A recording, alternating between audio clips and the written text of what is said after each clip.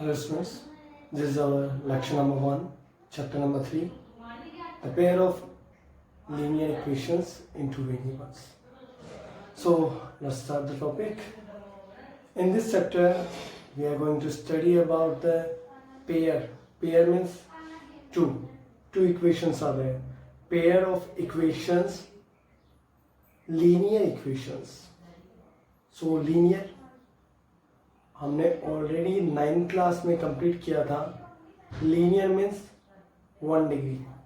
Highest power of the variable will be 1. ठीक है.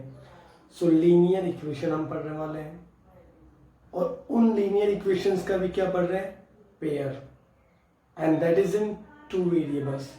सो हमारे पास होगा लीनियर इक्वेशंस टू वेरिएबल्स में होगा और उसका होगा एक पेयर, मतलब दो इक्वेशंस एक साथ होंगी और उसके हम सॉल्यूशंस, उसके एल्जेब्रिक एक्सप्रेशन यानी एल्जेब्रिक उसको फॉर्म करना किसी भी हमारे वर्ड प्रॉब्लम से, उनको हम पढ़ेंगे. सो सबसे पहले ये जो लीनियर इक्वेशन है, linear equation in two variables. So two variables में लीनियर इक्वेशन का जो फॉर्म है वो होगा ax plus b y plus c equal to 0, जहाँ पर x और y मेरे वेरिएबल्स है. a is the coefficient of x, b is the coefficient of y and c is the constant number. So ये होगा एक लीनियर इक्वेशन जिसमें x का हाईएस्ट पावर 1, y का भी हाईएस्ट पावर 1. इससे इसको कहेंगे एक linear equation in two variables. Now we have a pair of linear equation in two variable. मतलब अब तो हमारे पास एक इक्वेशन नहीं, दो इक्वेशन होगी. सो सेकेंड इक्वेशन का भी जो जनरल फॉर्म है वो होगा ax plus b y plus c equal to 0. लेकिन इन दोनों में थोड़ा सा डिफरेंस क्रिएट करने के लिए हमने यहाँ पर जो कोएफिशिएंट है उसको लिख दिया a1 b1 c1 और यहाँ लिख दिया a2 b2 एंड c2. यहाँ पर वैसे और भी काफ़ी अलग तरीके के कोएफिशिएंट के लिए हम a b c की जगह कुछ और भी काम में ले सकते हैं. तो वो हमारे ऊपर है कि हमने a1 b1 c1 a2 b2 c2 लिया है या फिर a b c और यहाँ l m n. तो कोई से भी यहाँ जो सिंबल है उनको हम काम में ले सकते हैं इनके कोएफिशिएंट को रिप्रेजेंट करने के लिए. तो ये हो गया हमारा एक जो लीनियर इक्वेशन का पेयर होगा उसका जनरल फॉर्म. तो पेयर का जो फॉर्म होगा वो हम इस हिसाब से लेंगे a1x plus b1y plus c1 equal to 0 and a2x plus b2y plus c2 equal to 0. Okay. So इस चैप्टर में हम जो पढ़ेंगे वो काफ़ी इम्पोर्टेंट होगा. पहला, इक्वेशन को बनाना और दूसरा उस इक्वेशन पेयर का सॉल्यूशन फाइंड आउट करना. सॉल्यूशन को फाइंड आउट करने के फिलहाल हमारे पास में दो मेथड हम पढ़ेंगे. एक तो पढ़ेंगे हम ग्राफिकल मेथड और दूसरा पढ़ेंगे एल्जेब्रिक मेथड. जो हमारा एल्जेब्रा वाला मेथड है इसमें हम 3 मेथड्स के बारे में पढ़ेंगे. फर्स्ट होगा हमारा सब्स्टिट्यूशन,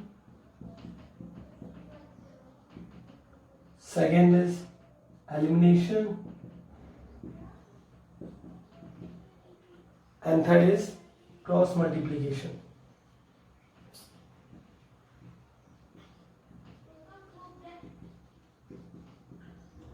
सो एल्जेब्रिक मेथड में हम ये 3 मेथड को कंप्लीट करेंगे. Substitution method, elimination method and cross multiplication method. और उसके अलावा एक हमारा ग्राफिकल मेथड. सो स्टार्ट करते हैं चैप्टर को. तो अभी तक हमने कंप्लीट किया था कि लीनियर इक्वेशन जो है, लीनियर इक्वेशन का मतलब जिसमें डिग्री 1 होता है. ओके. इन टू वेरिएबल्स मतलब दो वेरिएबल यूज में आएंगे x और y. ठीक है. फिर उसके बाद में उसका पेयर मतलब एक इक्वेशन नहीं होगी, दो इक्वेशन बनेगी. तो ठीक है, दो इक्वेशन, दोनों की दोनों लीनियर और दोनों के दोनों इनटू वेरिएबल्स. और उसके सॉल्यूशन के बारे में हमने पढ़ा कि इसका सॉल्यूशन कितने तरीकों से फाइंड आउट करेंगे हम इस चैप्टर में. 2 तरीकों से. First method graphical, second algebraic method. और उस मेथड में substitution, elimination and cross multiplication. पहले ये बात कर लेते हैं कि एक पेयर ऑफ लीनियर इक्वेशन का सॉल्यूशन होता क्या है. तो अब बात करते हैं कि भाई सॉल्यूशन क्या होता है. ठीक है. अब जब भी हम एक लीनियर इक्वेशन पढ़ रहे हैं, लीनियर इक्वेशन का जो ग्राफ है वो हमेशा एक स्ट्रेट लाइन होता है. लाइक सपोज कि हम y इक्वल टू 2x+3 का ग्राफ बनाना चाहते हैं, तो इसके ग्राफ के लिए x का कोई वैल्यू ग्राफ कैसे बनाते हैं? 9th क्लास में हमने ऑलरेडी पढ़ा था कि x या y के कुछ डिफरेंट वैल्यूज को एज्यूम किया जाएगा, उसके रेस्पेक्ट में हमारे जो दूसरे वैल्यूज बनेंगे उसके साथ में हम ग्राफ में प्लॉट करेंगे पॉइंट्स और ग्राफ बना देंगे। जैसे x को अगर हम 0 एज्यूम करें,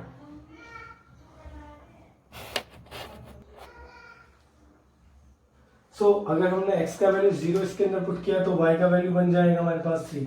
देन x का वैल्यू अगर हम 1 पुट करेंगे तो y का वैल्यू बन जाएगा 5। ओके, देन x का वैल्यू अगर हम 2 एज्यूम करेंगे तो यहाँ पर 2 पुट करने पर बन जाएगा y का वैल्यू 7।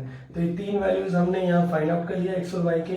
ओके, और अब इन तीनों वैल्यूज को जब हम ग्राफ के अंदर रिप्रेजेंट कर देंगे, ग्राफ के अंदर पुट करेंगे, जैसे ये है x एक्सिस, ये है हमारा y एक्सिस, 1 2 3 4, इधर y का वैल्यू है 1 2 3 4 5 6 एंड 7। सो पहला पॉइंट है x0 y3, तो x का वैल्यू 0 है, y का वैल्यू 3 है। ओके, x1 y5, तो x का वैल्यू 1 और y का वैल्यू 5 अप्रोक्स यहाँ पर बनेगा ही। x का वैल्यू 2 है, y का वैल्यू 7, तो x का वैल्यू 2 है और y का वैल्यू है 7 अप्रोक्स यहाँ पर। और अगर हम इन तीनों को ज्वाइन कर दें तो इससे बन जाएगा हमारे पास एक स्ट्रेट लाइन, जो कि इस इक्वेशन का हमारे पास ग्राफ है। तो ये हमारे पास एक लीनियर इक्वेशन थी, डबल वेरिएबल भी थे और उसका ग्राफ कैसा बना? Straight line. ठीक है, ये ग्राफ स्ट्रेट लाइन बन गया, ये मुझे समझ में आ गया। ठीक है, अच्छी बात है। यहाँ से हम कितने भी पॉइंट को एज्यूम कर सकते हैं, कितने भी पॉइंट को लोकेट कर सकते हैं और सारे पॉइंट एक स्ट्रेट लाइन पर जरूर आएंगे। ठीक है, मुझे तो यहाँ सॉल्यूशन की बात करनी कि क्या सॉल्यूशन होता है, सॉल्यूशन का मतलब क्या है। ओके, देखो जैसे ये एक लीनियर इक्वेशन है, इस अकेली इक्वेशन का जो सॉल्यूशन है वो माना जाता है x और y का एक ऐसा वैल्यू जिसे अगर मैं पुट कर दूं ना इसमें, तो लेफ्ट साइड राइट साइड दोनों आपस में इक्वल आ जाए। ठीक है, मतलब मान लो कि मैं x का वैल्यू तो इसके अंदर 2 और y का वैल्यू 5 ट्राई करके देखता हूँ। ठीक है, x का वैल्यू 2, y का वैल्यू 5 अप्रोक्स। अगर मैं इस पॉइंट की बात करूँ तो x का वैल्यू 2 है, y का वैल्यू 5 है, वो कहाँ पर होगा? लगभग यहाँ पर, मान लो यहाँ पर वो पॉइंट है। इसको मैं इस इक्वेशन के अंदर पुट करके चेक करना चाहता हूँ कुछ, तो 5 इक्वल टू 2 इंटू 2 प्लस 3, तो 5 इक्वल टू 4 प्लस 3, तो 5 इक्वल टू 7। ये कभी होता है क्या?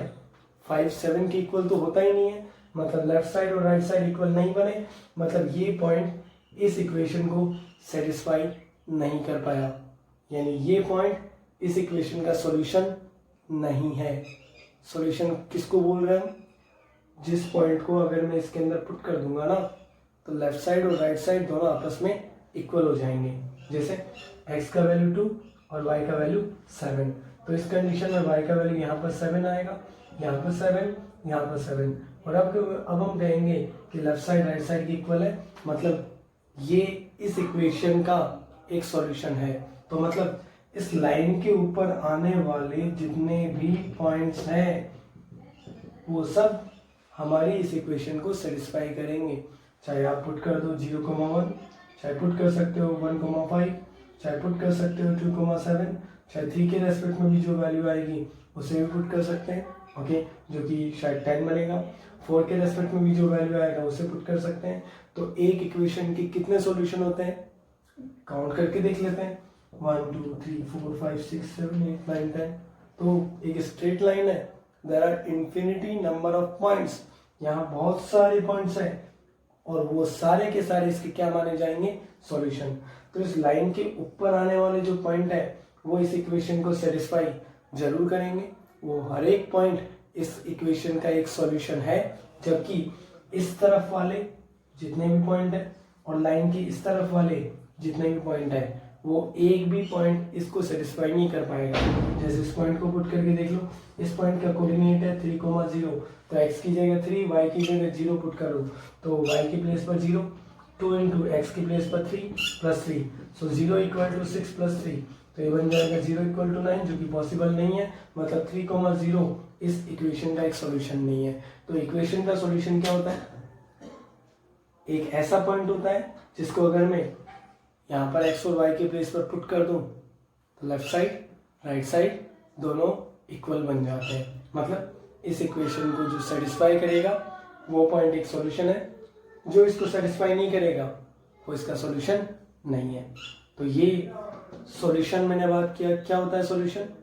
एक लीनियर इक्वेशन का सॉल्यूशन एक ऐसा पॉइंट होता है जिसे अगर मैं एक्स और वाई के प्लेस पर यहाँ पुट कर दूँ ना तो फिर लेफ्ट साइड राइट साइड के इक्वल हो जाते हैं। ठीक है, ये तो एक अकेली इक्वेशन है। अब मेरे पास जो दो इक्वेशन एक साथ होगी उसका सॉल्यूशन क्या होगा? सो देखो, मान लो कि अगर मेरे पास दो इक्वेशंस है तो उनके ग्राफ भी दो बनेंगे, मतलब दो लाइन बनेगी। मान लो कि हमारी फर्स्ट लाइन नंबर 1 है और ये हमारी लाइन नंबर 2। तो ये दो लाइन बनेगी, दो इक्वेशन के रेस्पेक्ट में कोई सी भी दो इक्वेशन हो सकती है, उनके रेस्पेक्ट में दो लाइन बन गई है हमारी स्ट्रेट लाइन। अब इन दोनों स्ट्रेट लाइन के लिए जो सॉल्यूशन उनकी बात करता हूँ मैं। ये जो पहली लाइन है, फर्स्ट लाइन के कितने सॉल्यूशन दिखाई दे रहे हैं हमें? इनफाइनाइट, बहुत सारे सॉल्यूशंस है। फर्स्ट लाइन के ऊपर आने वाला हर पॉइंट फर्स्ट लाइन का एक सॉल्यूशन माना जाएगा। तो फर्स्ट लाइन के कितने सॉल्यूशंस हो गए? इनफाइनाइट। सेकेंड लाइन के भी कितने सॉल्यूशंस हो गए? इनफाइनाइट। ठीक है, पहले लाइन के बहुत सारे सॉल्यूशन है, सेकेंड लाइन के भी बहुत सारे सॉल्यूशन है।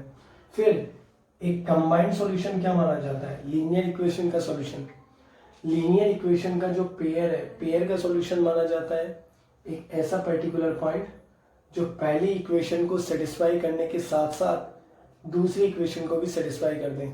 जैसे अगर मैं इस पॉइंट की बात करूंगा तो ये पहली लाइन के ऊपर मौजूद है, इसलिए फर्स्ट इक्वेशन को तो ये जरूर सेटिस्फाई करेगा, लेकिन ये सेकेंड लाइन के ऊपर नहीं है, मतलब इस सेकेंड इक्वेशन को सेटिस्फाई नहीं कर पाएगा। मुझे तो कोई एक ऐसा पॉइंट ढूंढना है जो फर्स्ट इक्वेशन को भी सेटिस्फाई कर दे और जो सेकेंड इक्वेशन को भी सेटिस्फाई कर दे। दोनों इक्वेशन को सेटिस्फाई करने वाला जो पर्टिकुलर पॉइंट है उसी को बोलूंगा मैं solution of the pair of linear equation. तो सॉल्यूशन जो पेयर का होगा वो एक कंबाइंड सॉल्यूशन माना जाएगा। एक सिंगल ऐसा सॉल्यूशन होगा जो फर्स्ट इक्वेशन को भी सेटिस्फाई करता है और जो सेकेंड इक्वेशन को भी सेटिस्फाई करता है। तो दोनों इक्वेशन को एक साथ सेटिस्फाई करना जरूरी है।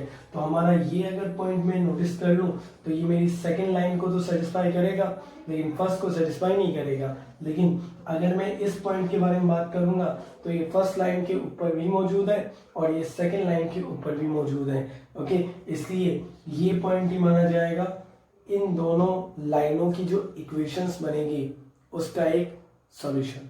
तो what is the solution of a pair of linear equation? एक पेयर लीनियर इक्वेशन का जो है उसका सॉल्यूशन माना जाएगा एक ऐसा पर्टिकुलर पॉइंट जो हमारी पहली इक्वेशन को भी सेटिस्फाई करता है और जो हमारी दूसरी इक्वेशन को भी सेटिस्फाई करता है। मतलब एक्स और वाई का एक ऐसा वैल्यू जिसे अगर मैं पहली इक्वेशन में पुट करूं तब भी लेफ्ट और राइट साइड इक्वल आ जाए, और अगर उसी पॉइंट को मैं सेकेंड इक्वेशन में पुट करूं तब भी लेफ्ट साइड और राइट साइड क्या हो जानी चाहिए? इक्वल। ठीक है, सो हमने सॉल्यूशन का मतलब समझ लिया है, सॉल्यूशन क्या होता है ये भी पढ़ लिया है, और अब हम इस सॉल्यूशन के टाइप के बारे में बात करेंगे कि सॉल्यूशन कितने टाइप के हो सकते हैं। ओके, जैसे एक नॉर्मल इक्वेशन अपन बनाते हैं। इक्वेशन है 2x + 3y = 8 और सेकेंड इक्वेशन है 3x - y = 1। सो जैसे ये हमारे पास इक्वेशन है 2x + 3y = 8 and 3x - y = 1। ये पेयर है हमारे पास। इसका हम सॉल्यूशन जानना चाहते हैं कि इसका ग्राफ कैसा बनेगा और इसका सॉल्यूशन कौन सा आएगा। सो सॉल्यूशन फाइंड आउट करने के लिए पहले हम फर्स्ट इक्वेशन का ग्राफ बनाएंगे, फिर सेकेंड इक्वेशन का भी ग्राफ बनाएंगे, और ग्राफ बनाने के लिए हमें मिनिमम 2 पॉइंट की जरूरत है। सो 2x + 3y = 8। इसमें हम y का वैल्यू एक बार एज्यूम कर लेते हैं 0, y का वैल्यू एज्यूम कर लेते हैं हम 1। चाहे तो x का वैल्यू भी एज्यूम कर सकते हैं। मैंने y का वैल्यू एज्यूम क्यों किया? क्योंकि मुझे जैसे मान लो कि अगर x के वैल्यू को मैं एज्यूम करता हूँ, जैसे x का वैल्यू 2 मान लूँ, तो अगर मैं x का वैल्यू यहाँ पर 2 पुट करता हूँ तो 2 × 2 + 3y = 8। तो 4 + 3y = 8, तो 3y = 4 और y का वैल्यू बन जाएगा 4/3, और 4/3 होता है 1.33333। ग्राफ में कैसे रिप्रेजेंट करूंगा? तो एक नॉन टर्मिनेटिंग नंबर बनेगा, क्योंकि 3 का डिवाइड फुल टाइम नहीं हो पाएगा। इसलिए मुझे यहाँ 3 का डिवाइड करने से बचना है। और कैसे बच सकता हूँ? अगर मैं 3 का जो मल्टीप्लाई में वेरिएबल है, अगर उसी को कुछ एज्यूम कर लेता हूँ तो मुझे 3 का डिवाइड करने की जरूरत ही नहीं पड़ेगी। इसलिए मैंने यहाँ y के वैल्यूज़ को एज्यूम किया है, x के वैल्यूज़ को नहीं। ओके, हाँ, जैसे x का वैल्यू 1 मानने पर 3 का डिवाइड काफ़ी आसानी से हो जाएगा।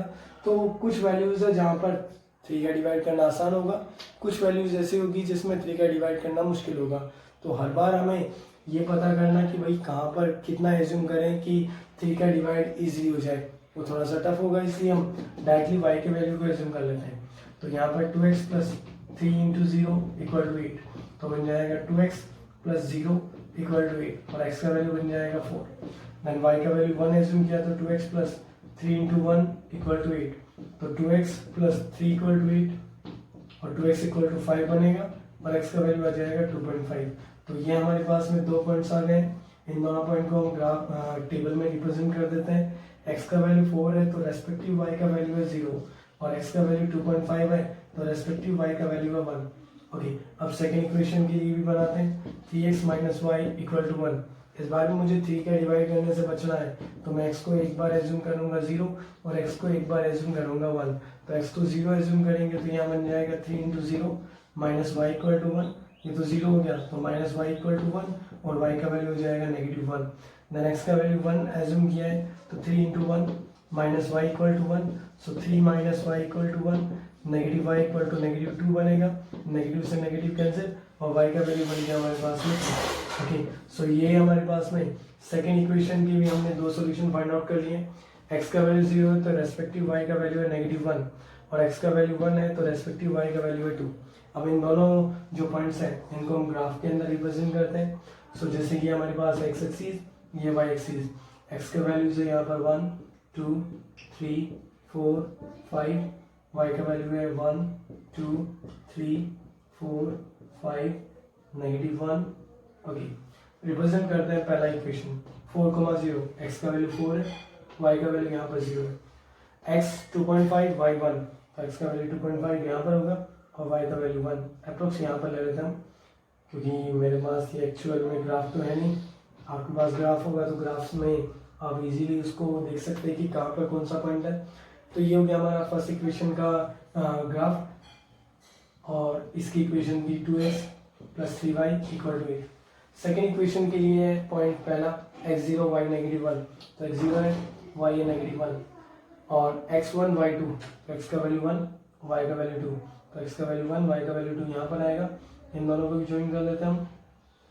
सो इन दोनों को ज्वाइन करने से बन जाएगा हमारे पास सेकेंड इक्वेशन। तो ये दोनों हमारे पास में इक्वेशन बन गई है। दोनों इक्वेशन के ग्राफ है 3x minus y equal to 1। देख सकते हैं कि इस फर्स्ट इक्वेशन के ऊपर बहुत सारे पॉइंट्स होंगे और वो हर एक पॉइंट इस इक्वेशन को सेटिस्फाई करेगा, मतलब इसके बहुत सारे सॉल्यूशंस हैं। सेकेंड इक्वेशन के ऊपर भी, सेकेंड जो लाइन है उसके ऊपर भी बहुत सारे पॉइंट्स हैं, वो सब हमारे सेकेंड इक्वेशन को सेटिस्फाई करेंगे और उसके माने जाएंगे सॉल्यूशंस। लेकिन ये जो एक पॉइंट है, ये ऐसा पॉइंट है जो फर्स्ट लाइन के ऊपर भी है, सेकेंड लाइन के ऊपर भी है, मतलब ये माना जाएगा इन दोनों का एक कंबाइंड सॉल्यूशन, मतलब पूरे पेयर का सॉल्यूशन। तो पूरे पेयर का ये सॉल्यूशन माना जाएगा। और इस पॉइंट का जो कोऑर्डिनेट है वो यहाँ से हम देख सकते हैं, x का वैल्यू 1 होगा और यहाँ पर y का वैल्यू होगा 2। तो x का वैल्यू 1, y का वैल्यू 2 एक पेयर का सॉल्यूशन है। इसे चाहे पुट करके देख लो, इसमें भी इसमें भी। यहाँ पर पुट करता हूँ, x का वैल्यू 1, y का value 2 equal to 8। So 2 plus 6 equal to 8, यानी 8 इक्वल टू 8 आएगा। ठीक है, अब इसको सेकेंड में भी तो पुट करो। तो यहाँ पर x का वैल्यू 1, y का वैल्यू 2 इक्वल टू 1, तो 3 माइनस 2 इक्वल टू 1, फिर से 1 इक्वल टू 1। मतलब ये ऐसा पॉइंट है जो हमारी फर्स्ट और सेकंड दोनों इक्वेशन को सेटिस्फाई कर रहा है और ये माना जाएगा इस इक्वेशन पेयर का एक सॉल्यूशन। तो ये होता है, इस तरह से हम फाइंड आउट करते हैं एक इक्वेशन पेयर के सॉल्यूशंस। देखिए, अगर दो स्ट्रेट लाइन है, दो लीनियर इक्वेशन होगी तो दो स्ट्रेट लाइन, तो दोनों स्ट्रेट लाइन हो सकता है कि एक जगह कभी इंटरसेक्ट कर दे, दोनों स्ट्रेट लाइन हो सकता है कि कभी इंटरसेक्ट ही नहीं करे, पैदल चलती रहे। दोनों स्ट्रेट लाइन हो सकता है कि पहली जो इक्वेशन है उसका भी ग्राफ यहीं पर और दूसरी इक्वेशन का ग्राफ भी इसी पर। तो ये 3 तरह की हमारे पास में एक पेयर के ग्राफ बन सकते हैं। यहाँ पर ग्राफ कैसा है हमारा, इंटरसेक्टिंग लाइन।